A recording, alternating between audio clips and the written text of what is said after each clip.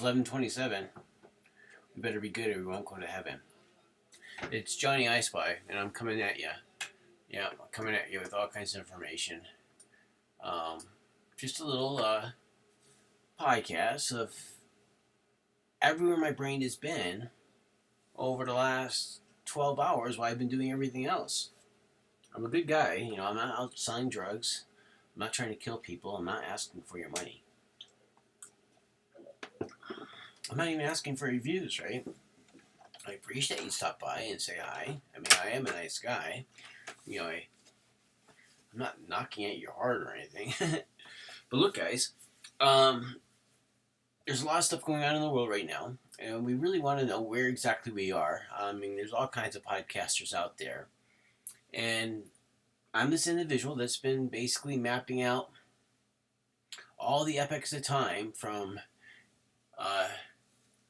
now until into the future. I've mapped out into the future. The furthest I've gone with the pursuit of looking at the stars is 2080. Okay, I move along with my scanning as I scan the 20-year sectors that are not quite a generational tour, but a tour of two planets racing around the solar system.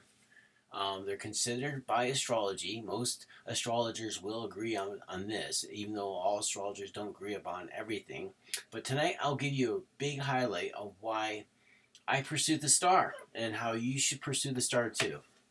I'm pursuing the star of my life, and I'm just sharing my pursuit of the star in my life with your life so you can gain greater consciousness and greater enlightenment in looking at your natal chart and how it sits with where we are right now. We're all doing jobs, and we all have different tasks each day. Some of us have multiple careers going on all at one time, like myself. I'm painting here, I'm refinishing there, I'm refitting here, and hopefully I'm making friends along the way, sharing with them what my knowledge has gained today, right? So let's talk about this. We love to argue about things, and sometimes we want to know if, we wonder if the stars really match up with the events. I mean, because things like the sack of Rome happened, right, in 1527. And I have a chart here about the sack of Rome. It talks about the sack of Rome right here. The sack of Rome, then part of the papal states followed the capture of the city on May 6th, May 27. There's something about these fixed signs, right? And there's something about major events that happen at around the beginning or mid part of May. We have to think about this because we have a Uranus and Jupiter conjunction, or I should say Jupiter and Uranus conjunction, because Jupiter will eclipse Uranus. This is how it works. And I have a bunch of little articles for you today because we are all on the same road. We're all going to this 2040 star, right? Unless someone loses their cool and blows the entire planet up. So here we go. Let's look at our spiritual tour. I have here, it goes into, on this page here, the sack of Rome, and how, basically X amount of people, took over, how they sacked Rome, right? And the League of Cognac, was that really good cognac? Did you have anything? Did you have any cognac to drink from this war? Holy cow! And then there's famine, and there's plague, and there's all the stuff, the regular stuff that we like to talk about when war and disagreements happen, because it's all about disagreements. And you can see the belligerents, right? Here we are, the papal states, or the papal states, or the PayPal states. This is where PayPal, the papal. Back then, they didn't have PayPal. Back then, they had papal states.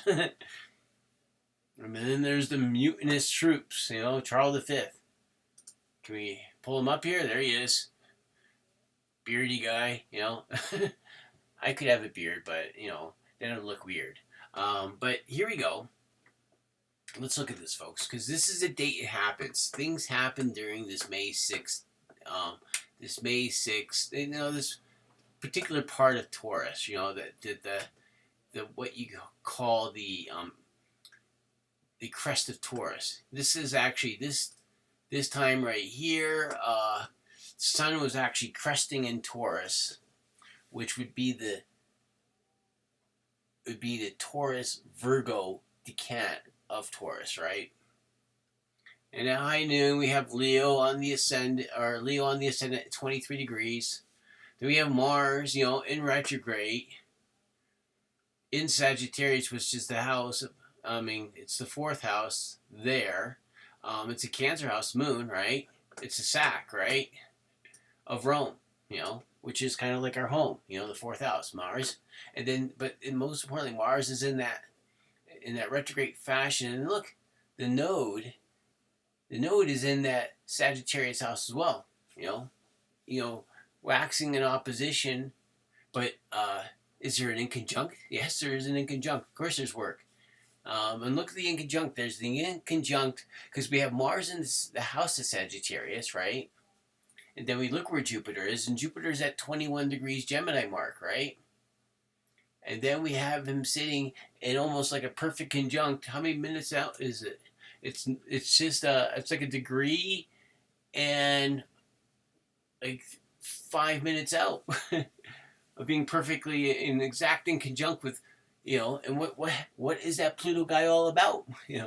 You're sacking something. You're probably looking for some loot. And it goes on.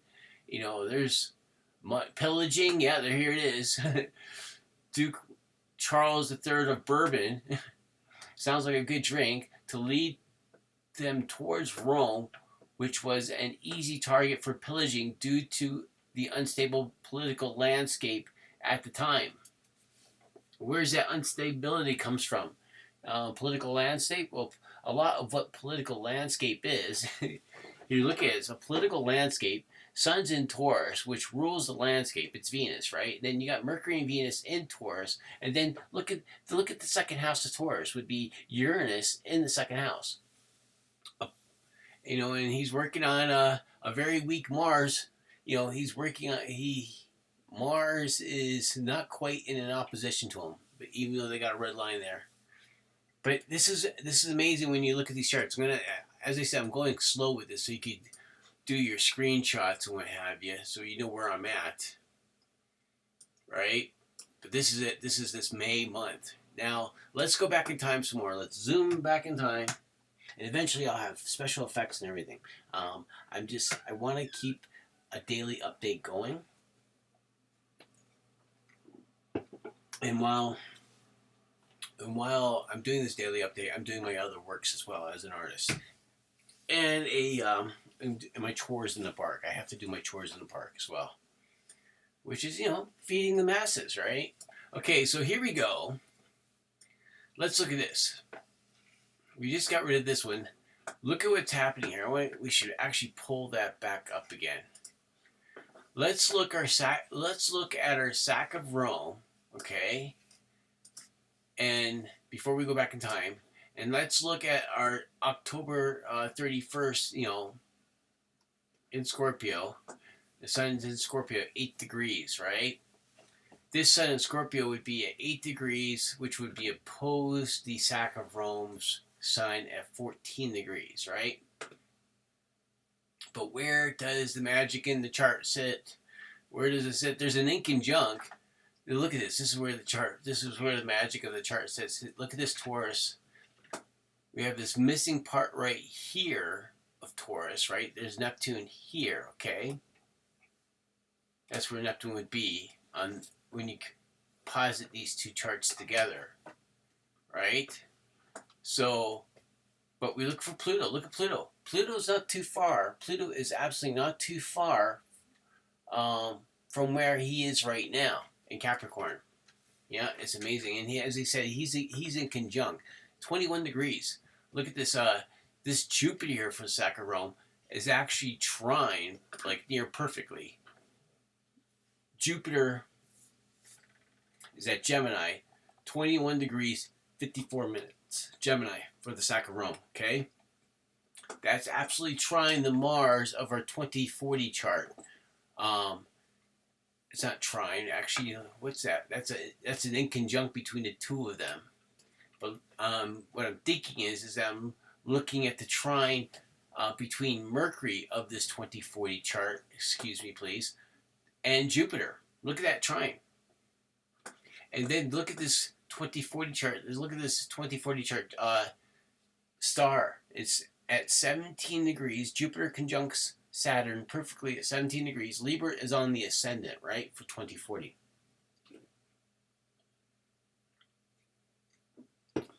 Very important charts to know, folks.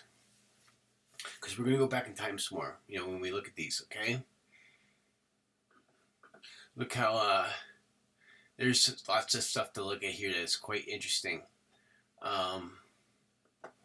The star here is going to be at 24 degrees, right? For the star would be, Pluto would be at 24 degrees, which would be almost a perfect semi-sextile. It's 2249 for the Saturn Rome Capricorn, and then for the star of 2040, Pluto will be at 2450. That's only like 2 degrees out. 2 degrees, 1 minute out. Pretty wild. But look at this right here. The Saturn Rome has a north node in Sagittarius, right? Is that amazing? We can look at Jupiter. See, Jupiter, is that whole tired, naughty, and nice guy, right? And here what do we have? Because earlier on, there would have been we should go back in time the X amount of days when Jupiter conjuncts with Uranus right there in Gemini. Because that's a rare conjunction, right? I mean, that won't happen for a while. We'll take you there when the next time that happens, right? But this year, Jupiter's going to conjunct Uranus in Taurus, right? And look where Uranus is actually at here in Gemini. Uranus is where he was when we had the Trinity test for the nuclear bomb, right? For the first nuclear bomb detonation, that first test. Okay? Very interesting chart to look at, guys. What's happening in Pisces right now? Look at Pisces. Well, look at all the stuff's happening in Pisces. Isn't it kind of crazy that the Saturn Rome has a moon in Pisces at 25 degrees, and here I am, a moon in Pisces at 26 degrees? Isn't that kind of weird? It's always following me. These charts, holy cow, right? Pluto's sitting here trying my Uranus, right? You can look at how enriched my eye becomes, how enriched your eye becomes as I continuously show these very significant turning point dates in history, right? Okay, so now that we've looked at the Saturn Rome, now we want to go back in time. We want to go back to time to the debated chart of the flood Noah, right? We have the information here about this date that people say this was the day, right? There's this one right here. There's this page right here that talks about it. Could a comet have caused a great flood? Now, what's very interesting about this date is Saturn and Jupiter. Oops, hope I didn't mess up the podcast. Let's go like this. Okay, guys, let's look at this. On this chart, as I say, I'll bring charts up that link mysteriously to each other. They should give you shivers despite myself, okay? Because in this chart right here, Jupiter had crossed over. He's actually moving really slow right here because it took me a little time to find this. But look at this, 2338 degrees Capricorn, right? When we look at this chart for the flood of Noah on the proposed May 10th, where's this other chart that I just had here? Here's the star. right? Look where the star is here. The 22. It's going to be near 22 degrees when Jupiter actually conjunct Saturn. Okay, I don't have the exact date. This was close enough for me, but this was the date that they said. Okay, this is the date they said here. And this chart, this star stays strong like this for a good amount of time. These guys are actually talking. They're barely moving. It's very evident when they come close together. And when you're looking for the date when they perfectly match, you can tell that the planets are actually moving extremely slow due to their gravitational forces that they share between each other. But you look at this for the 2040 date. Look at this Pluto thing, right? The Pluto's at 24 degrees Aquarius, okay? That's semi-sextile to where the star was here in 2807 BC, May 10th, which is the date they like to agree on this date. And there's all kinds of stuff. There's the eclipse. The thing that I have the thing that's very interesting. Says right here, according to Massey, these indications point to the date May 10, 2807. His hypothesis suggests that a meteor or comet crashed into the Indian Ocean around 3000 to 2800 BCE, creating a 30 kilometer undersea Burckle crater. This is what they say. It created the undersea Burckle crater. Okay? Pretty amazing, right? But this is what they say, right? Some of the myths talk about an eclipse. I'm trying to think about which page this one was on with the eclipse. Some of these pages are really small. But if there was going to be an eclipse here, if there's going to be an eclipse, I think I had it closed here. They said that there could have been an eclipse. Where was that at? Chinese. Okay, here we go.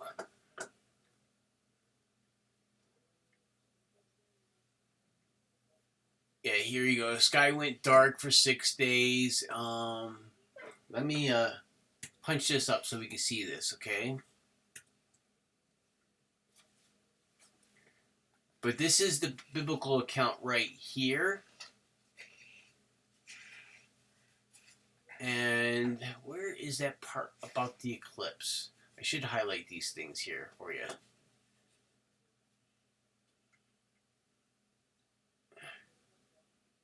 But the thing is, what I don't like about the story about the eclipse, even though it's on one of these pages or all of them, so I'm not seeing it for some reason.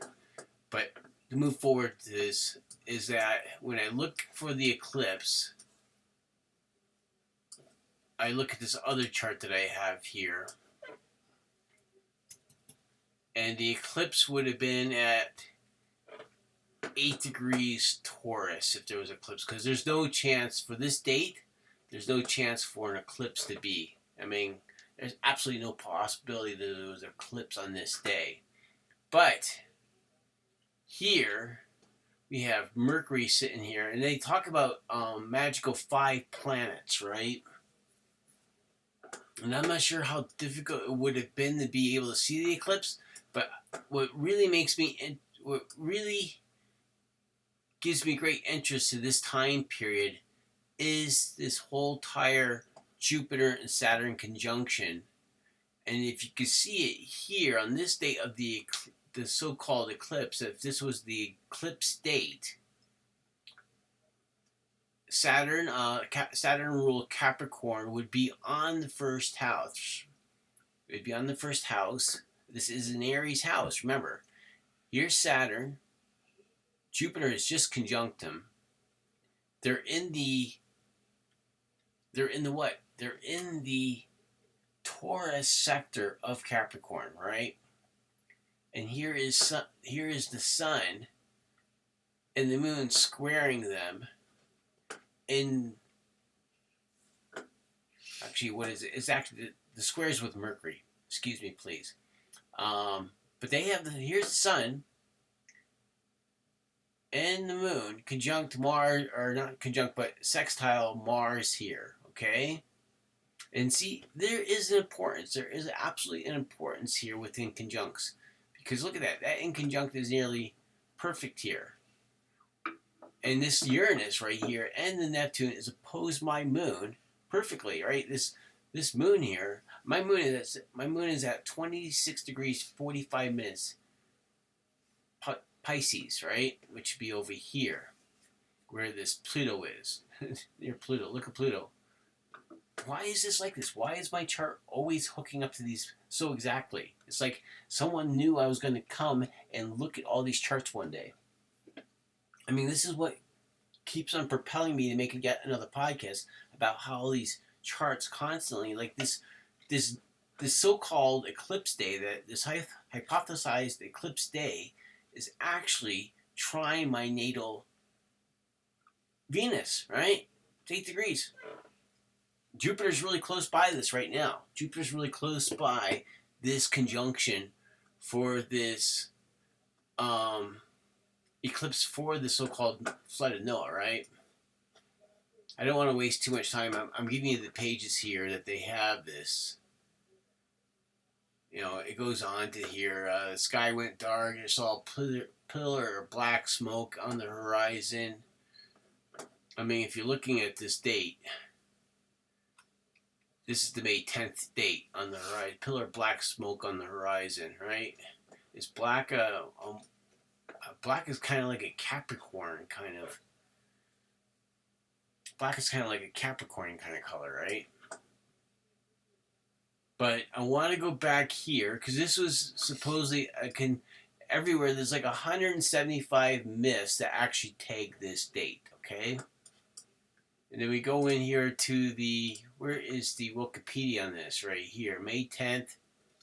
They said here it is. Here's the solar eclipse, right? 14 flood myths return to a full solar eclipse. But as I showed you, there is absolutely no way there was a solar eclipse on this May 10th date. There's absolutely no way. I mean, this is a very interesting. The eclipse, as I showed you, would have happened 9 days before this.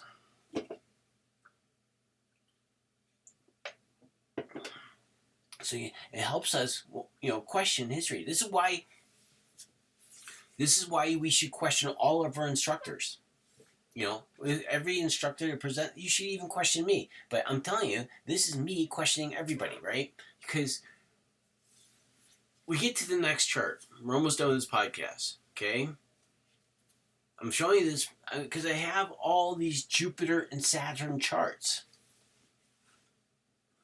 And my Jupiter and Saturn charts go back to this right here.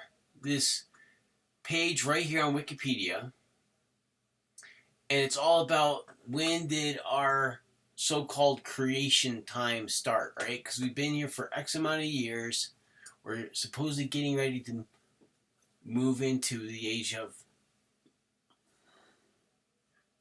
We're supposed to be moving into the age of Leo or Aquarius, depending on what your belief is. But they say this right here, that they have the date of creation right here. This is what they have, the date of creation. Let me open this up here so this comes out like this. This is the date of creation. Is the attempt to provide an estimate of the age of the earth or the age of the universe as understood through the creation myths of various religious traditions, various... I don't know why it does that. Let's come over this way. It's being weird, okay. But you get the idea, right?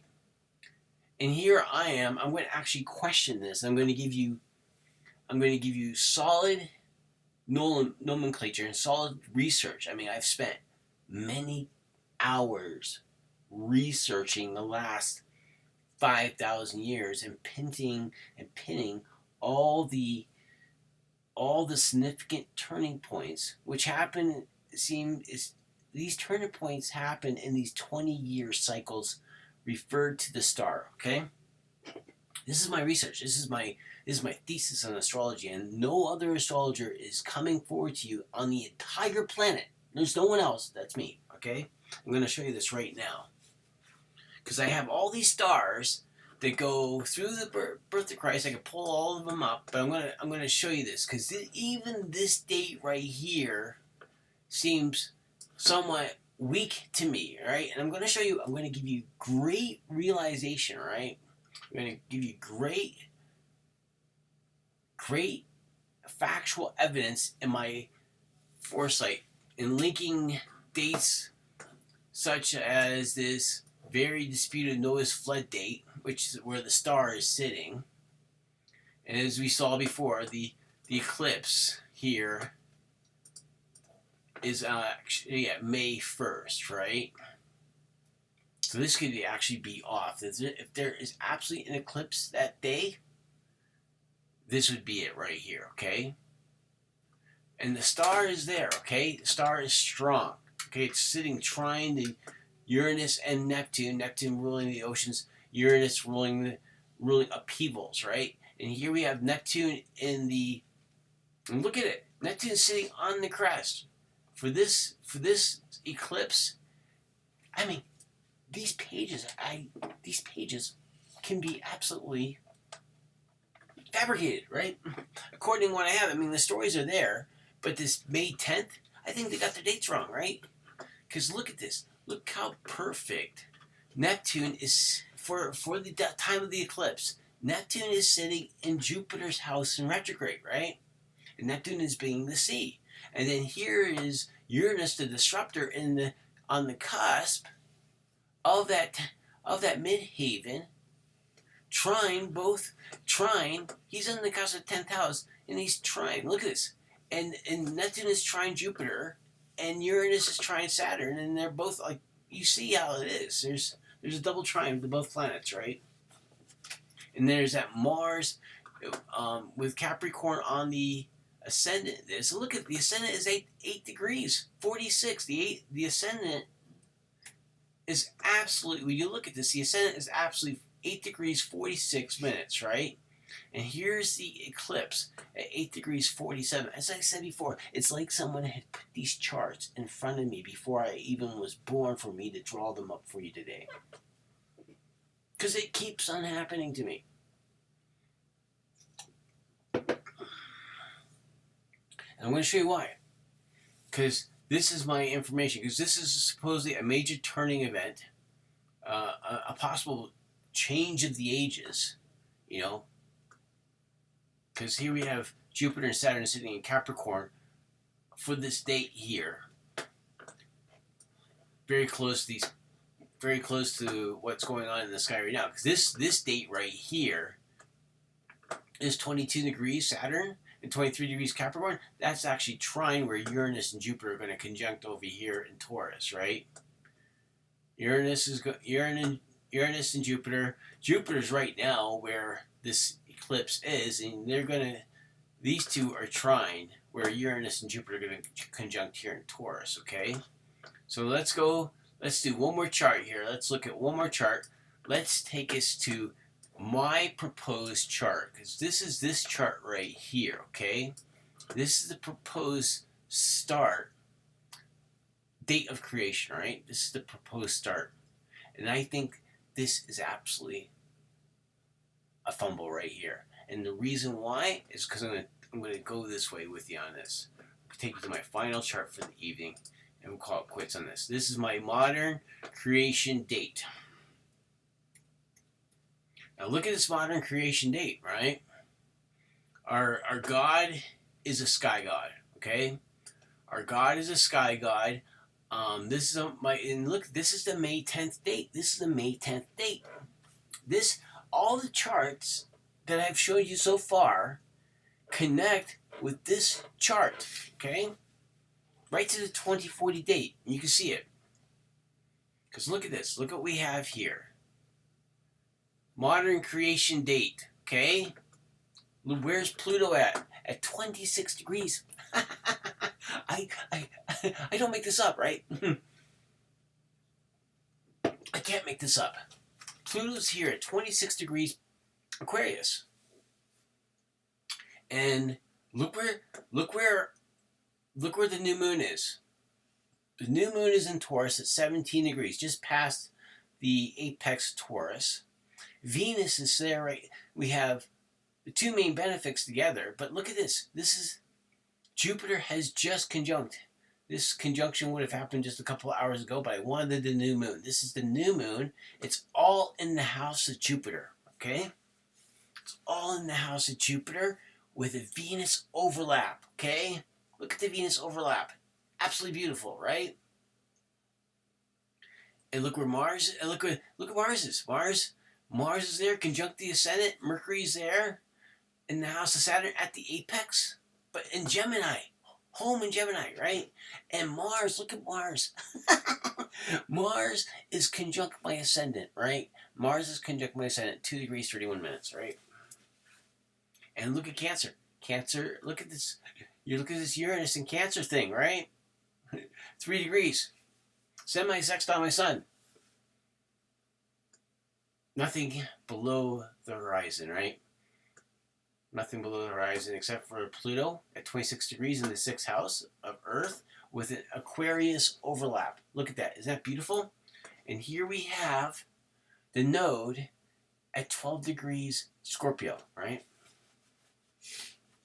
This is a big one because this one's a big one because this 12 degrees Scorpio node is conjunct Putin's Venus within like a few minutes. And he's the guy with the Satan missiles, right? Now let's take us here, because this is, remember, it's a year for day theory with astrology, right? This 3,000 years, or this X amount of years, this age of Pisces, there's hardly no time at all for the sun, okay? Now let's shrink this one down, okay? There's a star here, right? The star had just happened for this date, okay? The star had just happened for this date. And look at the 2040 date, right? Look at the 2040 date, because this is happening in this date right here is happening in a Venus house, okay? It's a Jupiter and Venus. Jupiter and Venus are our two umbrellas, okay? The sun is our umbrella as well. So, as I said, Venus is like our great aunt, and Jupiter is like a great uncle. And the sun is our largest umbrella, okay? But look at this, 17 degrees, 50 minutes is the new moon here. Now let me show you this right here. This is the star for 2040. This is the star we're all moving to together. You're absolutely going to love me for this, okay? Lots of focused hours, my folks. I'm never, ever sitting on my hands. Okay? Here we are. Jupiter and Saturn are sitting here, right? Look where he's at. They're right there, 17 degrees, 55 minutes, and look where the new moon for Taurus. This new moon right here, for my creation chart, is actually sitting. Look at this. It's an inconjunct. It's an inconjunct. Is it not? Is it not an inconjunct? Inconjunct is the funk. Don't I have plenty of spunk? All my astrology is hardly junk. Now look at this. This is the other one that's really going to get you right here. Look at this other thing that's going to get you right here. Did you see it? I'm moving around. I'm hoping that your eyes are quick. But look at this. Look what else I'm going to show you here, right? Pluto is at 24 degrees, 50 minutes Aquarius. And that's for this chart right here for the 2040 star. When the Grand Cross happens, when the Grand Cross happens the next year in 2041, it will be there where he is now, 26 degrees, right? Look at this. 26 degrees for my creation chart, right? I mean, what's the likelihood, right? I mean, these are great ages we're looking for, right? So on this star right here, we were at the end of the age of Taurus, moving into no, because we would probably be in near that age, ending the age of Gemini. Where would we be? That's your question, all right? I mean, this is how many years ago? We're at 2020 right now. You can do the math. It's nearly 7,000 years ago, is it not?